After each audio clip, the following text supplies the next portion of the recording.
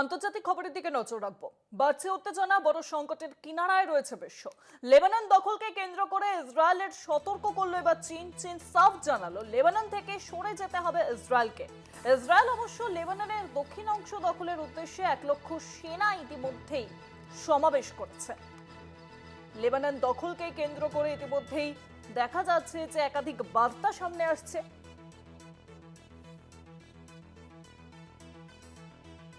বড় সংকটের মুখে দাঁড়াচ্ছে এবার বিশ্ব।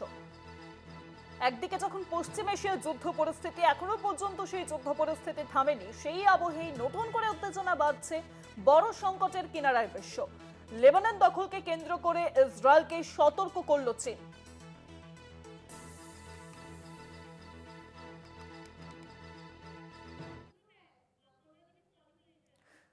নিউজরুম থেকে সঙ্গে রয়েছেন আমাদের পলিটিক্যাল এডিটর আশিস চট্টোপাধ্যায়। আশিস, দা লেবানন দখলকে কেন্দ্র করে ইসরায়েলকে সতর্ক করল চীন, কি সতর্ক বার্তা দেওয়া হয়েছে? পাশাপাশি আন্তর্জাতিক মহলে কতটা প্রভাব ফেলতে চলেছে এই নতুন বার্তা, একদিকে যখন পশ্চিম এশিয়ার যুদ্ধ অব্যাহত? দেখো, এটা খুবই গুরুত্বপূর্ণ একটা খবর আমাদের সামনে এসেছে। চীন যে এতদিন পর্যন্ত মনে মনে যাকেই সমর্থন করুক না কেন, ইসরায়েলের এই যে দখলদারি, ইসরায়েলের যে একেবারে নগ্ন সাম্রাজ্যবাদী কার্যকলাপ, রাজ্য পরের জমি দখল করে নেওয়ার যে কার্যকলাপ, তাতে স্পষ্টভাবে সামরিকভাবে হস্তক্ষেপ করেনি চীন। গাজাকে ধ্বংস হতে দেখেছে চীন। গাজাতে লক্ষ লক্ষ অধিবাসী তারা পালিয়ে গিয়েছেন গাজার থেকে। তারা আরব দুনিয়া এবং দুনিয়ার অন্যান্য দেশে ছড়িয়ে পড়েছেন। আশ্রয়হীনভাবে তারা ঘুরে বেড়াচ্ছেন। চীন কিছু করেনি। গাজা প্রকৃতপক্ষে দখল করে নিয়েছে ইসরায়েলি বাহিনী, এবং সেখানে যে বাড়িঘরদোর ছিল তা অধিকাংশই ভেঙে ধুলোয় মিশিয়ে দেওয়া হয়েছে। নতুন করে সেখানে বাড়িঘর তৈরি করছে নিজেদের মতো করে ইসরায়েল। এবারে লেবাননের পালা। ইসরায়েলের প্রতিরক্ষা মন্ত্রী, তার নাম ইসরায়েল কাটজ, তিনি স্পষ্ট জানিয়েছেন যে দক্ষিণ লেবানন তারা দখল করে নেবেন। দক্ষিণ লেবাননের এই জায়গাটা যেটা সম্পর্কে আজকে বলা হয়েছে, সেটি একটি নদী পর্যন্ত ইসরায়েলের বর্ডার থেকে তা মোটামুটি 30 কিলোমিটার দূর। 30 কিলোমিটার দূর মানে হচ্ছে প্রস্থ 30 কিলোমিটার, দৈর্ঘ্য অনেক অনেক বেশি। সুতরাং বর্গ কিলোমিটার হিসেব করলে সেটা বেশ বড় একটা এলাকা। সেই এলাকা দখল করে নেবে ইসরায়েল। সেই অঞ্চলের থেকে ইসরায়েলের নগ্ন আক্রমণে যে 6 লক্ষ মতো অধিবাসী পালিয়ে গিয়েছিল, তাদেরকে আর ফিরতে দেওয়া হবে না বলে ঘোষণা করে দিল ইসরায়েল। তাদের বাড়ি ঘর দোর, খামার, চাষের ক্ষেত, এখানে যত নির্মাণ ছিল সমস্ত ভেঙে গুঁড়িয়ে দিয়ে ইসরায়েল সেখানে নিজের মতো করে সেনাবাহিনীর বাংকার থেকে শুরু করে ইসরায়েলিদের থাকার বসবাসের ব্যবস্থা সেটা ইসরায়েল করবে। সুতরাং যারা ওখানে থাকতো তারা চিরকালের জন্য নিজেদের দেশ হারালো, এইটা স্পষ্ট করে ইসরায়েলের যুদ্ধমন্ত্রী ইসরায়েল কাটজ তিনি বলে দিলেন।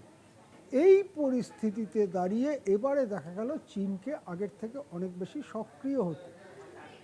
রাষ্ট্রপুঞ্জে চীনের অত্যন্ত সিনিয়র কূটনীতিবিদ, যার ছবিও আমরা দেখাচ্ছি পর্দায়, তারা ইসরায়েলকে স্পষ্ট জানিয়ে দিয়েছে লেবানন থেকে সরে যেতে হবে ইসরায়েলকে। লেবাননকে আরেকটি গাজায় পরিণত করতে দেবে না চীন। এই যে স্পষ্ট সতর্কীকরণ যেটা ইসরায়েলের উদ্দেশ্যে চীন করেছে, সেই রকম কোনো সতর্কীকরণ গাজার ক্ষেত্রে আমরা শুনিনি। কিন্তু ইসরায়েল যদি তাদের সিদ্ধান্তে অবিচল থাকে, যেটা তারা থাকবে বলেই মনে হচ্ছে, যেটা জানা যাচ্ছে লেবাননের দক্ষিণ ভাগে তারা 1 লক্ষ সেনা মোতায়েন করেছে, 1 লক্ষ সেনা। এবং ওই যে 30 কিলোমিটার দূরে যে নদীটি, সেই নদীতে যতগুলো সেতু ছিল, ব্রিজ ছিল, সেই সমস্ত উড়িয়ে দেওয়া হয়েছে যাতে নদীর ওপার থেকে কেউ আর এপারে না আসতে পারে। ওখানে যারা রেজিস্ট্যান্স করছে, প্রতিরোধ করছে ইসরায়েলের এই সাম্রাজ্যবাদী নীতি, এই উগ্র পররাষ্ট্র দখলের নীতি, তাদের মধ্যে প্রধান হচ্ছে হেজবুল্লাহ। হেজবুল্লাহ একটি সংগঠন যাদের সাথে ইরানের যোগাযোগ আছে বলে মনে করা হয়। সেই হেজবুল্লাহর প্রতিটি লোককে সমর্থক বা তাদের অ্যাকশানের রয়েছে এরম কর্মী, তাদেরকে ধরে ধরে মেরে দেওয়ার কথাও বলা হয়েছে ইসরায়েলের তরফ থেকে। কিন্তু চীনের এই প্রতিক্রিয়ায় বিষয়টা একদম অন্য মাত্রা পেয়ে গেল।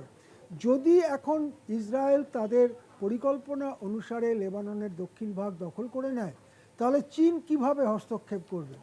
সামরিক হস্তক্ষেপ হতে পারে, অন্য কোনো রকম হস্তক্ষেপ হতে পারে, কিন্তু চীনের অবস্থানটা চীন স্পষ্ট করে দিল যে ইসরায়েল যদি ওখান থেকে সরে না যায় সেনা নিয়ে, তাহলে সেটা চীনের কথার বিরুদ্ধে, চীনের কথার খেলাপ করা হবে, এই কথা চীন স্পষ্ট করে বলে দিল। স্বভাবতই উত্তেজনার পরিধি আরও ছড়িয়ে গেল। এখন ইরান, ইসরায়েল, লেবানন, গাজা এর সঙ্গে যুক্ত হয়ে গেল এশিয়ার বৃহত্তম সামরিক শক্তি বলা যেতে পারে চীনকে। পরমাণু শক্তিধর দেশ চীন, সে ইসরায়েলকে এইরকম সতর্কবার্তা বলা যেতে পারে চরম বার্তা দেওয়ার ফলে এবারে ইসরায়েল কি করে সেদিকে আমাদের লক্ষ্য রাখবো আমরা। কিন্তু শেষ পর্যন্ত ট্রাম্পের মদতে ইসরায়েল যদি লেবাননের দক্ষিণ ভাগ দখল করতে চায় এবং সেখানে হেজবোল্লাহ বা অন্য যেসব সংগঠন নিজের দেশকে রক্ষা করার জন্য লড়ছে তাদেরকে যদি চীনারা টাকা পয়সা অস্ত্রশস্ত্র সরবরাহ করতে থাকে, তাহলে যুদ্ধ আগের থেকে অনেক বড় আকার ধারণ করবে, এসকালেশন হবে বিশ্বে এই যুদ্ধের, এবং জিনিসটা আর কেবলমাত্র পশ্চিম এশিয়ার যুদ্ধে সীমাবদ্ধ থাকবে না, এমনটাই মনে করছেন আন্তর্জাতিক বিশেষজ্ঞ মহল। অনেক ধন্যবাদ আশিস দা। নিউজরুম থেকে ছিলেন আমাদের political editor Ashis Chattopadhyay.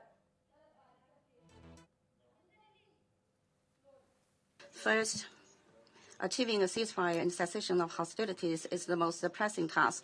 The ongoing exchanges of fire between Israel and Hezbollah have plunged the people of the region into the suffering war. Israel's continuous escalation of military offensives has already killed over 1,200 people. The recent announcement by Israel to expand ground operations in Lebanon and extend the so-called buffer zone risks further prolonging and escalating the conflict, which is a cause for concern. Lebanon must not become another Gaza, and the international community must never allow the tragedy of Gaza to be repeated. China calls on the parties concerned to immediately cease hostilities and work to de-escalate the situation. Israel should immediately withdraw all its forces from Lebanon and respect Lebanon's sovereignty, security, and territorial integrity.